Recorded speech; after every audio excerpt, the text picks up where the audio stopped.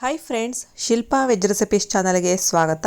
ಇವತ್ತು ನಾನು ಬ್ರೋಕಲಿ ಅಂದರೆ ಹಸಿರು ಹೂಕೋಸಿನ ಗಡ್ಡೆನ ಬಳಸ್ಕೊಂಡು ಹೇಗೆ ಅದರಲ್ಲಿ ಫ್ರೈ ಮಾಡೋದು ಅಂತ ಹೇಳಿ ತೋರಿಸ್ತಾ ಇದ್ದೀನಿ. ಫಸ್ಟು ಬ್ರೋಕಲಿನ ಕಟ್ ಮಾಡ್ಕೊಂಡಿದ್ದೀನಿ.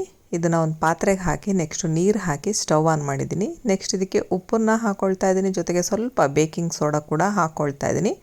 ನಾವು ಇದನ್ನು ನೀರಲ್ಲಿ ಒಂದು ಕುದಿಯಷ್ಟು ಕುದಿಸ್ಬೇಕಾಗತ್ತೆ. ನಾವಿಲ್ಲಿ ಬ್ರೋಕಲಿ ಬೇಯೋ ತನಕ ನಾವು ನೀರಲ್ಲೆಲ್ಲ ಬಿಟ್ಟು ಕುದಿಸ್ಬಾರ್ದು. ಜಸ್ಟ್ ಕ್ಲೀನ್ ಮಾಡ್ಕೊಳ್ಳೋದಕ್ಕೆ ಈ ಮೆಥಡ್ನ ಫಾಲೋ ಮಾಡ್ತಿರೋದು. ಹಾಗಾಗಿ ಒಂದು ಕುದಿ ಬಂದ ತಕ್ಷಣ ಒಂದು ಸಲ ಮಿಕ್ಸ್ ಮಾಡಿಕೊಂಡು ಸ್ಟವ್ ಆಫ್ ಮಾಡಿಬಿಡ್ಬೇಕಾಗತ್ತೆ. ಈಗ ಒಂದು ಕುದಿ ಬಂದಿದೆ, ನಾನು ಸ್ಟವ್ ಆಫ್ ಮಾಡ್ಕೊಳ್ತಾ ಇದ್ದೀನಿ.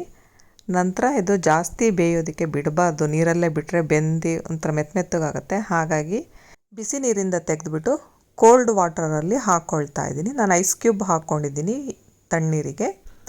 ಈಗ ಬ್ರೋಕಲಿ ಎಲ್ಲ ತೆಗೆದುಬಿಟ್ಟು ಹಾಕಿದ್ದೀನಿ. ನೆಕ್ಸ್ಟು ಈಗ ತಣ್ಣೀರಲ್ಲಿ ಸ್ವಲ್ಪ ಹೊತ್ತು ಬಿಟ್ಟ ಮೇಲೆ ನಾನೀಗ ಸೋಸಿ ಇಟ್ಕೊಳ್ತಾ ಇದ್ದೀನಿ. ನೀರಷ್ಟನ್ನು ಕೂಡ ನಾವು ತೆಗಿಬೇಕು.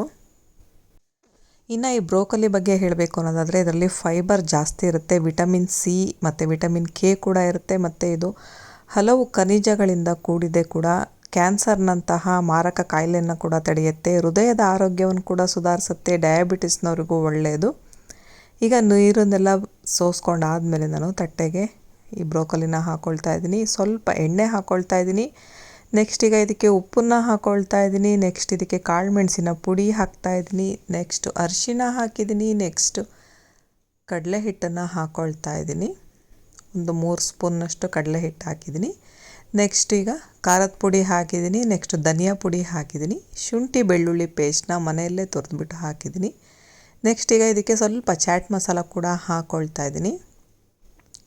ನೆಕ್ಸ್ಟ್ ಸಣ್ಣದಾಗಿ ಕಟ್ ಮಾಡ್ಕೊಂಡಿರೋವಂತಹ ಕೊತ್ತಂಬರಿ ಸೊಪ್ಪು ಜೊತೆಗೆ ನಿಂಬೆ ರಸನ ಕೂಡ ಹಾಕ್ಕೊಳ್ತಾ ಇದ್ದೀನಿ.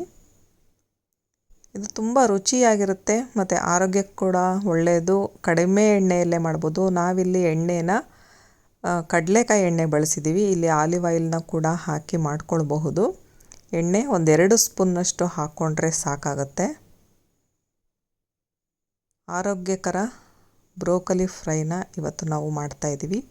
ಚೆನ್ನಾಗಿ ಮಿಕ್ಸ್ ಮಾಡ್ಕೊಂಡಾಗಿದೆ. ನೆಕ್ಸ್ಟ್ ನಾನೀಗ ಕಬ್ಬಿಣದ ಹಂಚನ್ನ ತೊಗೊಂಡಿದ್ದೀನಿ.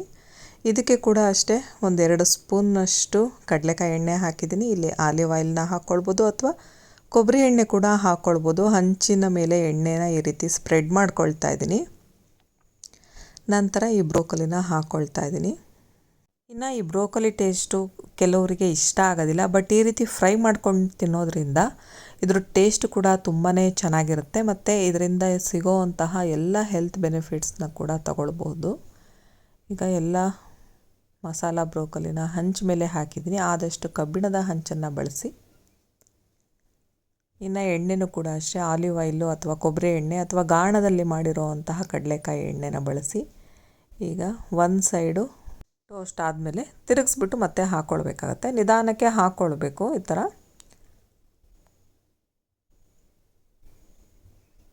ನಾವು ಕ್ರಿಸ್ಪಿಯಾಗಿ ಚೆನ್ನಾಗಿ ಮಾಡ್ಕೊಳ್ಬೇಕು ಅನ್ನೋದಾದರೆ 1-2-3 ಸಲನಾದರೂ ಮಾಡ್ಕೊಳ್ಬೇಕಾಗತ್ತೆ. ಇನ್ನೊಂದು ಸ್ವಲ್ಪ ಏನಾದರೂ ಆಯಿಲ್ ಬೇಕು ಅನ್ನೋದಾದರೆ ಇಲ್ಲಿ ಹಾಕ್ಕೊಳ್ಬೋದು. ಇನ್ನೊಂದು ಸ್ಪೂನ್ನಷ್ಟು ಆಯಿಲ್ನ ಹಾಕ್ಕೊಳ್ಬಹುದು. ಈಗ ಒಂದು ಸೈಡಿಂದ ಇನ್ನೊಂದು ಸೈಡಿಗೆ ತಿರುಗಿಸಿ ಹಾಕಿದ್ದೀನಿ. ಈಗ ಮತ್ತೆ ಇದನ್ನು ಮಿಕ್ಸ್ ಮಾಡ್ಕೊಳ್ತಾ ಇದ್ದೀನಿ ನೀಟಾಗಿ. ಚೆನ್ನಾಗಿ ಕ್ರಿಸ್ಪಿ ಆಗೋ ತನಕ ಮಾಡ್ಕೊಳ್ಬೇಕಾಗತ್ತೆ. ನಾವಿಲ್ಲಿ ಬೇಕಂದರೆ ಸ್ವಲ್ಪ ಬಿಳಿ ಎಳ್ಳನ್ನ ಕೂಡ ಹಾಕ್ಕೊಳ್ಬಹುದು. ಇದೇ ಥರ 1-2-3 ಸಲ ಈ ರೀತಿ ತಿರುಗಿಸ್ಕೊಳ್ತಾ ಇದ್ದರೆ ಚೆನ್ನಾಗಿ ಕ್ರಿಸ್ಪಿಯಾಗಿ ಆಗುತ್ತೆ. ಇನ್ನು ಚೆನ್ನಾಗಿ ಕ್ರಿಸ್ಪಿ ಆಗಬೇಕು ಅನ್ನೋದಾದರೆ ಸ್ಟವ್ನ ಆಫ್ ಮಾಡಿದ್ಮೇಲೆ ಹಂಚಿನಲ್ಲೇ ಬಿಡಬೇಕಾಗತ್ತೆ ಸ್ವಲ್ಪ ಹೊತ್ತು. ಆವಾಗ ಚೆನ್ನಾಗಿ ಕ್ರಿಸ್ಪಿಯಾಗಿ ಕೂಡ ಆಗುತ್ತೆ. ಇಲ್ಲಿ ನಾನು ಮಾಡಿರೋದು 2 ಕ್ವಾಂಟಿಟಿಗೆ ಮಾಡಿದ್ದೀನಿ. ತುಂಬ ಇದು ರುಚಿಯಾಗಿರುತ್ತೆ. ಎಷ್ಟು ತಿಂತಾಯಿದ್ರು ತಿನ್ನಬೇಕು ಅಂತ ಕೂಡ ಅನಿಸುತ್ತೆ. ಇನ್ನು ಆರೋಗ್ಯಕ್ಕೆ ಕೂಡ ಒಳ್ಳೆಯದು. ನೀವೇನಾದರೂ ಬ್ರೋಕಲಿ ಸಿಕ್ಕಿದ್ರೆ ಮಾತ್ರ ಮಿಸ್ ಮಾಡದೆ ಈ ರೆಸಿಪಿನ ನೀವು ಟ್ರೈ ಮಾಡಿ. ಈಗ ಇದನ್ನು ನಾನು ಸರ್ವಿಂಗ್ ಪ್ಲೇಟಿಗೆ ಹಾಕ್ಕೊಳ್ತಾ ಇದ್ದೀನಿ.